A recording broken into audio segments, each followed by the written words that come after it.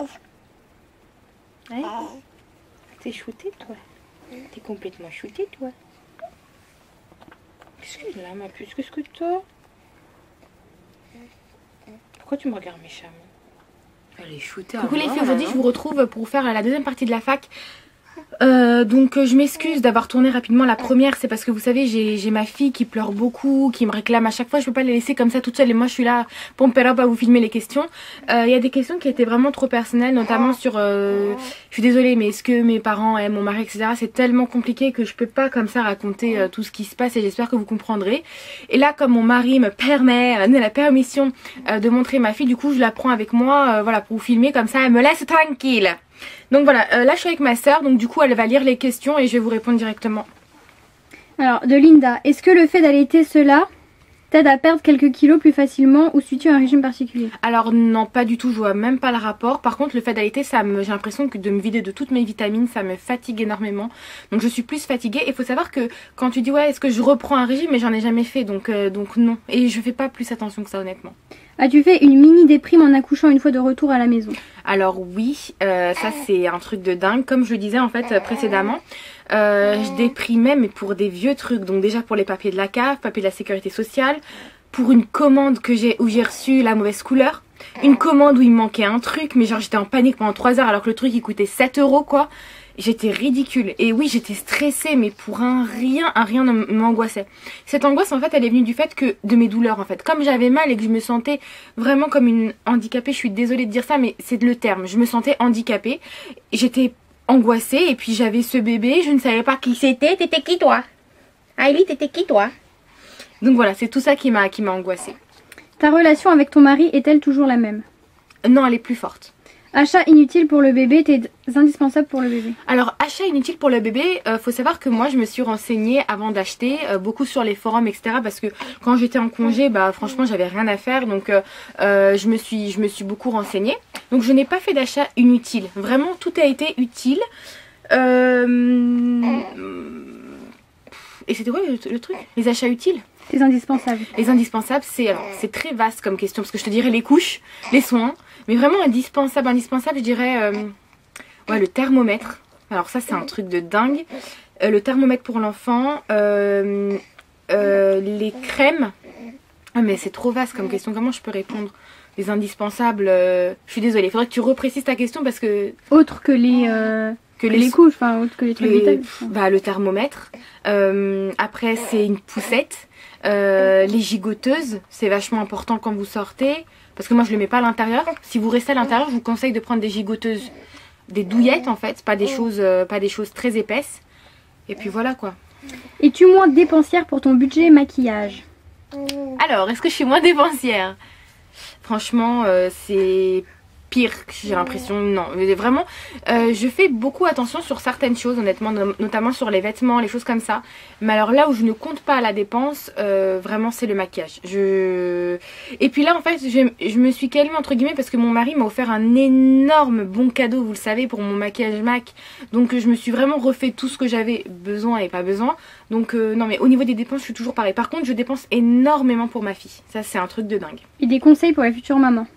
Pareil, cette question elle est trop vaste, je sais pas, pour les futures mamans, comme conseil, ça serait, je sais pas, franchement je sais pas, excuse-moi, ta question elle est trop vaste. Trouves-tu le temps avec le bébé, de prendre soin de toi en tant que femme? Oui, pour moi c'est très important. Au début j'avoue non, parce que j'avais tellement mal que franchement je m'en foutais de ça. Mais maintenant, oui, franchement, c'est important.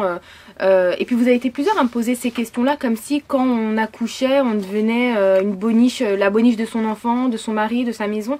Non. Pourtant, pour l'instant, je travaille pas, hein, je suis en congé, donc... mais non, je prends toujours autant soin de moi, c'est important. Pour mon mari, j'avoue que je vais pas me maquiller tous les jours, mais dès qu'il y a on a souvent des invités qui viennent. N'est-ce pas Monou qui squatte toute la journée chez nous? On a souvent des invités, donc les copains de mon mari, parce que mon mari il est comme ça avec ses copains là. Il a 3 copains, c'est les 4 inséparables, donc c'est c'est pas insupportable parce que je les adore, du coup ça fait 5 ans j'ai l'habitude, mais ils sont très souvent à la maison. Donc du coup, c'est vrai que quand ils sont là, voilà, je me maquille souvent, quand je sors je me maquille tout le temps, oui, je me vois pas avec ma dégaine. Quel mode de garde pour le bébé? Ça j'avais déjà répondu dans la question précédente, je ne sais pas encore, mais j'hésite entre forcément les deux modes de garde, la crèche ou la nourrice, parce qu'il faut savoir que mes parents travaillent toujours, hein, même s'ils ont 60 ans, les pauvres, ils travaillent encore beaucoup, donc du coup, ils peuvent pas me garder ma fille. Mais comme mode de garde, j'hésite entre forcément la crèche au niveau du coût, hein, et la nourrice.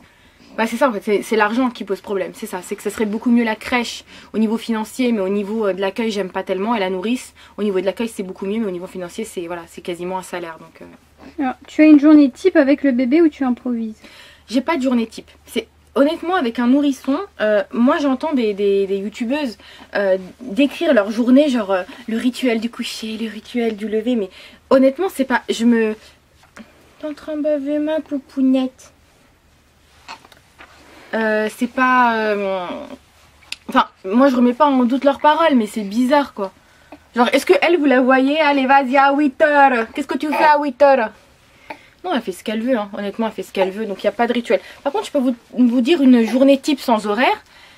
Donc, moi, comme je l'allaite, elle se réveille. Qu'est-ce que t'as, babé?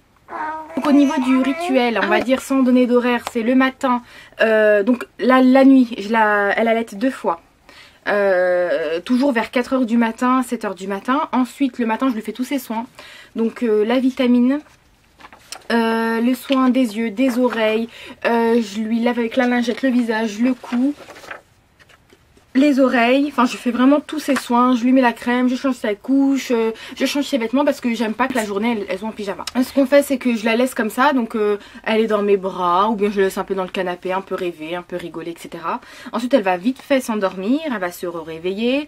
J'ai du mal à manger le midi parce qu'elle est tout le temps dans mes bras. En fait je l'ai toujours comme ça, je sais pas si vous pouvez voir, mais elle est tout le temps dans mes bras. Donc pour faire la cuisine, regardez comment je me suis coupée avec le couteau parce que je cuisine avec elle dans mes bras, et du coup j'ai tellement envie de vous tourner plein de vidéos et tout, mais je peux pas, en fait je suis bloquée, je suis prisonnière, aidez-moi, délivrez-moi. Donc c'est pour ça en fait que voilà, j'essaye, franchement je trouve que j'en fais quand même beaucoup, hein, parce que vraiment avec un nourrisson de 2 mois et demi je vous mets au défi d'en tourner qu'une seule et de faire les montages avec elle dans mes bras, les commentaires je vous réponds avec elle dans mes bras. Donc voilà, ma journée c'est ça en fait, elle se réveille, elle dort quand elle veut, dès que je la pose elle pleure, en plus elle m'agrippe. Et comme là depuis que j'ai le collier, elle m'agrippe au collier, genre tu bouges pas de là. Et mon mari il vient que le soir, donc voilà quoi. Alors, de Lova. Allez-vous apprendre à votre fille à parler vos langues d'origine? Est-ce que vous lui parlez en français, en hindi ou en iranien? Alors en fait, moi ma langue d'origine, on va dire que c'est l'iranien parce que mes 2 parents sont iraniens, mais moi je suis française. Donc je parle iranien évidemment, mais c'est pas... Je parle iranien, mais c'est pas non plus... voilà, c'est pas une langue naturelle si vous voulez. Je parle iranien qu'avec ma famille en Iran, des trucs comme ça. Après, l'hindi, c'est le punjabi plutôt, c'est la langue de mon mari. Donc c'est sa langue naturelle. Il parle beaucoup cette langue-là avec ses copains, enfin très régulièrement. Donc je pense qu'elle apprendra forcément le français. L'iranien par mes parents, parce que mes parents ils essayent de lui parler iranien, même si mes parents parlent très bien français, hein, c'est ce que je veux dire. Et indien, vraiment elle parlera les 3 langues, c'est important qu'elle parle les 3 je trouve. Avez-vous pour projet de partir en Inde ou en Iran? Alors en Iran, pas pour le moment. Après, mais en Inde, j'y suis déjà allée 2 fois, j'y retourne en décembre, et voilà.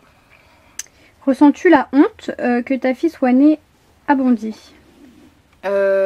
Franchement ouais, franchement quand je sors son carnet de santé et tout, j'ai mis un protège carnet de santé, l'acte de naissance en gros c'est marqué Bondy en énorme. Ouais franchement j'ai honte parce que je suis désolée pour celle qui habite là, mais voilà quoi, Bondy, c'est comme si tu me dis Montfermeil, je sais pas moi, c'est des quartiers, il y a peut-être des gens bien dedans, mais c'est des quartiers pourris quoi. Si tu as une fille en bébé numéro 2, serais-tu aussi déçue? Ouais, je serais très triste, franchement ouais. Quels sont les petits plaisirs que tu peux à nouveau avoir le droit de faire maintenant que tu n'es plus enceinte? Dormir sur le ventre, manger, etc. Dormir sur le ventre, non, parce que j'allaite, donc vous voyez, ça fait toujours la même contrainte. Manger, je mangeais pas, même si j'étais pas immunisée contre la toxoplasmose, je mangeais comme je voulais, donc non, il n'y a rien qui change honnêtement. Alors du chocolat. Si, pardon, ce qui change c'est que par rapport au déplacement. Avant je pouvais pas me déplacer, je pouvais pas me baisser, je pouvais pas monter, c'était insupportable. Ouais. Alors du chocolat. Je sais pas du... Bref, Chocopindazil, ton mari a-t-il assisté à l'accouchement? Comment a-t-il réagi pendant le travail et à la vue de ta fille? Gros bisous. Alors mon mari a assisté à l'accouchement. Quand la sage-femme lui a dit ça va commencer, il est sorti de la salle. J'ai fait, mais il est sérieux, lui, qu'est-ce qu'il va faire?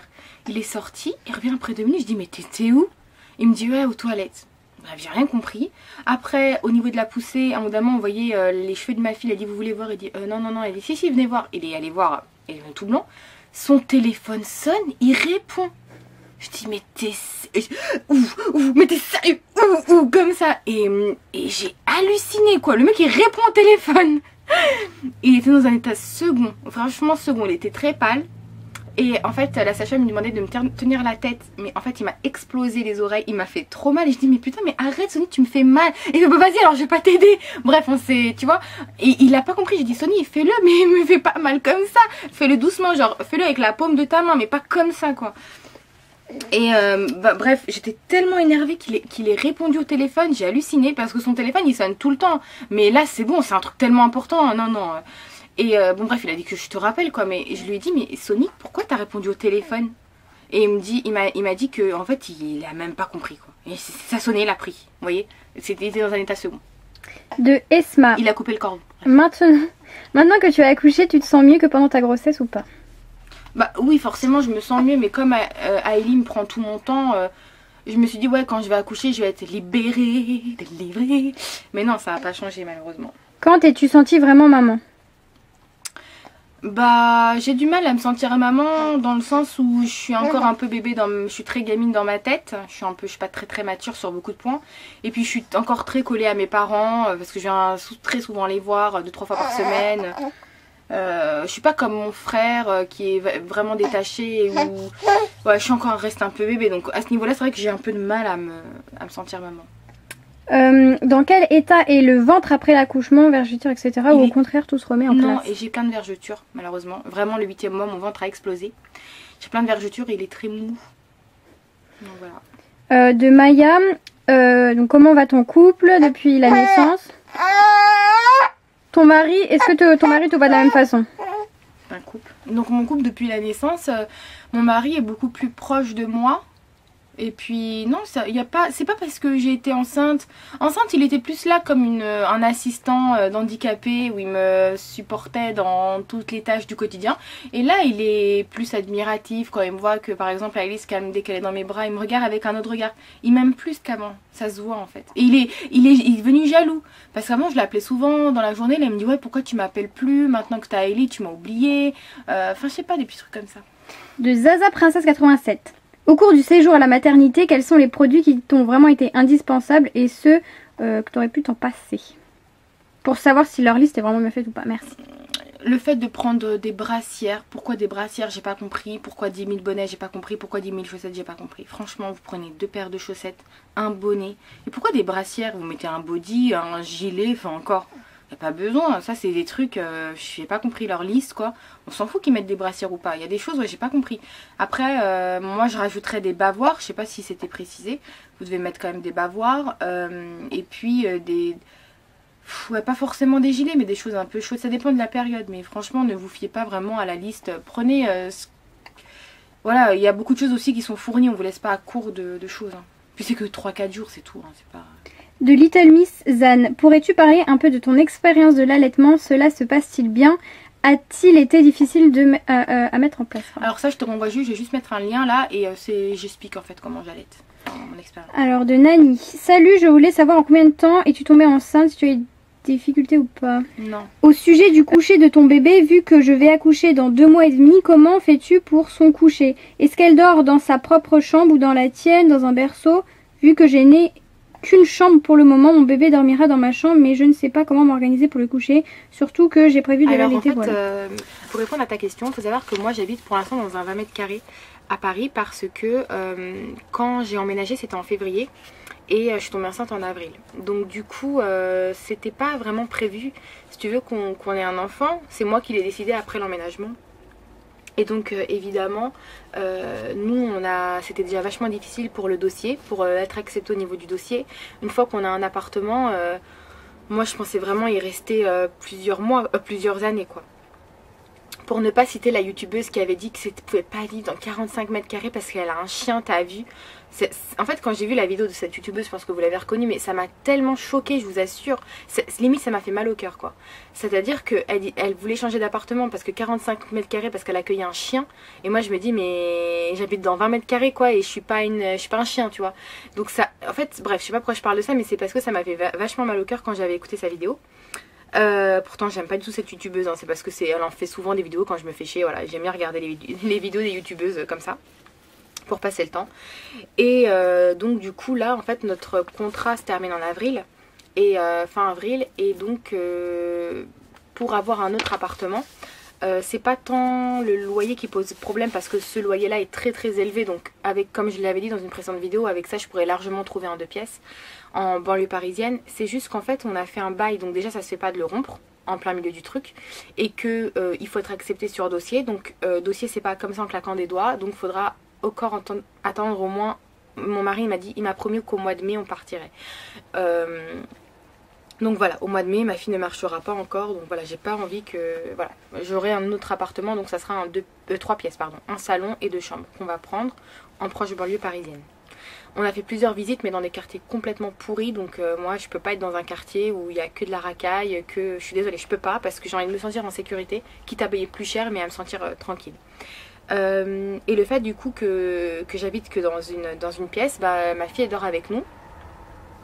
Pour l'instant, donc elle est au milieu, donc on dit que oui, il y a des risques d'écrasement. La pédiatre m'a dit mais vous l'écrasez pas, bah non, elle a 2 mois et demi, je l'ai pas écrasée.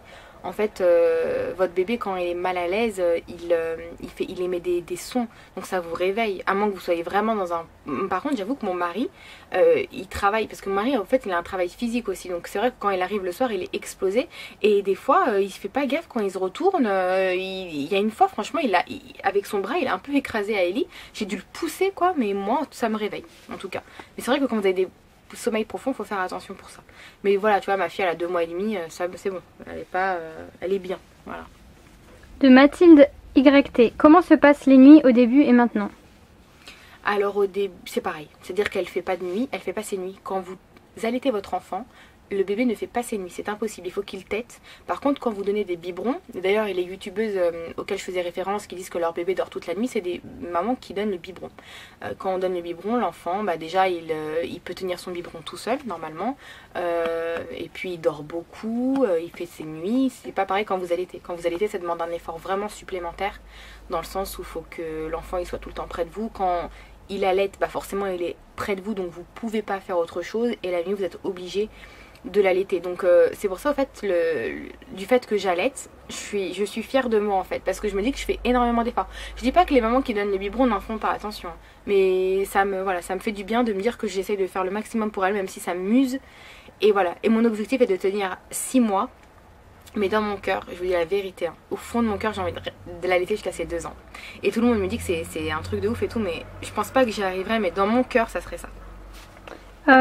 Que regrettes-tu de ta grossesse, accouchement? L'accouchement, c'est d'avoir écouté cette grosse peste qui me disait que j'avais rien alors que j'ai accouché le lendemain et que le soir même, et que j'étais ouverte à 4h30, donc en gros que j'ai fait le travail toute seule. Ça, moi je m'en fous d'accoucher naturellement, c'était pas du tout mon truc, hein. Je voulais absolument la péridurale dès qu'on est ouverte à 2, et je lui en veux quoi de m'avoir fait souffrir, vraiment, parce que j'ai énormément souffert. De manière, quand vous êtes ouvert à 4h30, franchement, 1 heure après j'étais ouverte à 8, 30 minutes après j'étais ouverte à 10. C'est-à-dire que si je m'étais rendue à l'hôpital à 8h du matin, j'allais accoucher quoi, franchement. J'étais ouverte à 4h30, et en 2 heures de temps, en 3 heures de temps, j'étais ouverte à 10. Donc voilà, et donc du coup il y a... Ça c'est ce que je regrette, c'est déjà d'avoir accouché dans mon hôpital, donc je regrette d'avoir accouché en banlieue et à Bondy, d'autant plus que le moment où c'était à 6h du matin, ma mère elle m'a dit on va t'emmener à Aulnay-sous-Bois, à Robert Ballanger. J'ai dit non on va au plus près parce que c'est rien, l'autre conne elle m'a dit que c'était rien, donc c'est rien. Et de ma grossesse, rien, je ne regrette rien. Peux-tu nous montrer ton mari s'il te plaît? Il veut pas, je suis désolée, déjà mon mari, faut savoir que... comment vous expliquer, il a que 29 ans, mais dans sa tête il en a 50 ans. Et il a 50 ans. En fait, si vous voulez, c'est un peu un blédard, dans le sens où ça fait il est en France que depuis qu'il a 17 ans. Donc il est plus indien que français, disons. Et il a trop une mentalité comme là-bas, quoi. Donc pour lui, avoir Facebook, ça fait gamin. Faire des vidéos sur YouTube, à chaque fois que je commence à filmer, il est mort de rire parce qu'il me dit que je fais pitié. Maintenant, il me dit rien parce qu'il voit que voilà, vous êtes vachement... Il y a beaucoup d'interactions avec vous, que j'ai de plus en plus d'abonnés. D'ailleurs, on a dépassé les 5000, c'est un truc de malade, franchement. J'ai une période où je stagnais comme ça à 2000, 3000, je sais pas, ça ne bougeait pas et je m'en foutais quoi. Mais là, quand j'ai vu... J'étais à l'hôpital, de mon retour, je vois, j'ai 4000 abonnés, j'étais choquée. Et là, 5000, plus de 5000, c'est un truc de ouf quoi. Enfin bref, voilà. Donc du coup, mon mari, non, ça lui dit pas du tout. Mais je vous ai mis des petites miniatures, regardez. Dans les vidéos, il y a des petites miniatures. Alors de Alia, te dis-tu que malgré tous les maux de grossesse, tu regrettes rien et serais-tu partante, pas d'insulte, hein, pour un deuxième bébé? Est-ce que je regrette mes maux de grossesse? C'est ça en fait? Oui. Mais non. Non. Te dis-tu que malgré tous les maux, tu ne regrettes rien? Tous les maux de grossesse. Ah, que je regrette pas d'avoir mon bébé? Bah ouais. Bah non. Non, parce que je me dis que voilà, j'ai eu beaucoup souffert pour avoir ma fille et j'adore ma fille. Et est-ce que, oui, j'ai envie d'avoir un deuxième enfant, mais cette grossesse, pour moi, ça a été traumatisant, honnêtement, j'ai beaucoup souffert. Quand j'ai eu mes contractions, je me suis dit que les douleurs de la grossesse, c'était que du chichi. J'ai trop souffert, franchement, c'était horrible. Je peux pas vous dire que j'étais épanouie. Pendant 9 mois, c'était horrible. Et pendant les contractions, mais franchement, rien que j'y repense, j'ai mal au ventre, quoi. C'était ignoble. Mais oui, j'ai envie d'avoir un deuxième enfant parce que je veux pas que ma fille soit une fille unique. Je veux pas. En plus, je veux un garçon. Donc si j'ai une deuxième fille, ma foi, tant pis. Hein. Mais j'aimerais vraiment un garçon et puis j'ai envie d'avoir 2 enfants. Mais je projette ça. Parce que rien que le fait d'y penser, ça me fait mal au ventre, quoi. De Maureen, parle-nous de ton parcours scolaire et professionnel. Alors parcours scolaire, j'ai déjà parlé. Professionnel, en fait, donc vous m'avez souvent demandé, j'essaie de faire vite parce que c'est un peu long. Je suis juriste en droit de l'homme. C'est-à-dire que je défends... Merde, elle est où ça totote? Donc mon parcours scolaire, je l'ai déjà évoqué. Mon parcours professionnel, en fait, je suis juriste en droit de l'homme. Donc ma mission, c'est d'aider les gens, enfin de faire les dossiers des personnes qui souhaitent obtenir la nationalité française, la carte de 10 ans, qui souhaitent travailler en France, qui souhaitent migrer dans d'autres pays. Donc c'est le droit du travail, c'est le droit du sol, c'est plein de choses. Et c'est quoi la question? C'était ça en fait, hein. Parle-nous de ton parcours et de ton scolaire et de ton parcours professionnel. En fait, mon parcours scolaire professionnel, donc du coup j'ai commencé par des stages, par du bénévolat. Déjà j'ai fait 2 ans de bénévolat au Secours catholique, dont une année au Secours catholique. J'ai fait des stages à la CIMAD, au GISTI et au CEDRE. J'ai commencé par des stages et puis ensuite des stages en cabinet. Et puis j'ai ouvert ma propre société et puis là en cabinet. Depuis combien de temps es-tu mariée? Depuis juin 2013. À quel moment de ta grossesse as-tu commencé tu as la bonne réponse. à faire des achats pour ton bébé? 3 mois uniquement parce que c'était la période de solde. Sinon j'aurais fait à partir de 5 mois. Feras-tu des vidéos avec ta fille? Non. Vas-tu allaiter ta fille? Oui. Mais en fait vous m'avez posé ça avant que je fasse mes vidéos, c'est pas de votre faute. Prendras-tu du temps pour t'occuper de ta fille afin qu'elle soit plus grande avant de reprendre une activité professionnelle? Justement, j'y réfléchis énormément parce que j'ai pas envie de reprendre le travail, comme je disais dans une autre. J'ai vraiment envie de m'occuper à fond. D'ailleurs, regardez, je l'ai acheté un nouveau cette petit coiffure? Quoi? Qu'est-ce que t'as toi? Qu'est-ce qu'il y a? Regardez son petit haut, d'ailleurs, je voudrais vous le montrer. Je l'ai acheté à Z Génération. Il est pas trop beau. J'adore. Franchement, j'adore. Ok. La signification du prénom de ta fille. Pureté. Qu'est-ce que tu as ressenti quand tu as eu ta fille dans les bras? J'ai pleuré, mais je l'ai trouvée belle parce qu'elle avait une toute petite tête. Alors, de Nina. Est-ce que... De Mademoiselle Nina, non, je rigole. Est-ce que tu as pu te retrouver avec ton mari après l'accouchement? Exemple, repas en amoureux, balade, romantique. Oui, repas en amoureux avec les... Parce que je suis enceinte et j'ai peur qu'après l'accouchement, je n'arrive plus à me retrouver avec mon mari. Si. J'ai fait la Saint-Valentin, t'as vu. On a fait la Saint-Valentin, mais ma fille dormait, donc j'ai toujours dans les bras. Donc oui, mais si, on se retrouve, si. Alors, de Sarah. Quelle étude as-tu fait et quelle est... Bon, c'est la même question alors. D'une autre Sarah. Tu voulais un garçon parce que tu ne savais pas ce que ça serait une relation fille, machin, tout ça, vu que tu ne l'as jamais eu avec ta mère. Ou que tu n'as jamais vraiment aimé les filles. Maintenant qu'elle est là, tu le dis comment, cette relation mère-fille? J'ai envie d'avoir une relation fusionnelle avec ma fille. Je pense que voilà. Miskina, coiffe-la bien. C'est quoi? Mais coiffe-la bien. Mais quand quand je demande à ma mère si elle pense que je vais avoir une relation fusionnelle, elle me dit bah, tu verras comment ça sera. Donc, je sais pas, mon mari il me dit qu'il est sûr que j'aurai une relation fusionnelle, mais je vais tout faire pour avoir une relation. Hailey John. Ton bébé a-t-elle respecté la date prévue de sortie? Non, une semaine avant. Hailey, est-ce qu'on aurait une relation... Pourquoi tu la regardes elle? C'est moi ta mère. C'est moi ta mère. Est-ce ta soeur? C'est moi ta mère. C'est pas ma soeur. Ouais, parce que vu ta tête... Est-ce ta tante? Moi je t'aime mon bébé. Ton alimentation a-t-elle changé depuis ton accouchement? Mon alimentation non. Pourquoi tu... Mais non. Tablette de Milka Bah parce que j'en avais pas avant, parce qu'avant c'était pas de plus 1 gratuit. Hein. Je rigole non plus, c'est vrai. Tu ne supportais pas les oignons avant, cela a-t-il changé? Ouais. Ton ventre a-t-il repris? Comment tu as fait dans ta culture? Est-ce qu'il y a des soins spéciaux que l'on fait au nouveau? Est-ce qu'il y a des soins spéciaux? Ah bah c'est ce qu'il y a écrit, désolé hein. D'accord. Que l'on fait au nouveau maman. Donc non, il n'y a pas de, y a pas de soins spéciaux qu'on fait dans ma culture parce que moi je suis française. Moi je suis française avant tout, donc je fais des trucs à la française. Il n'y a pas de choses. Non, franchement. Par contre, j'avoue que mon mari des fois il fait des trucs. Hein? Qu'est-ce qu'il fait, papa?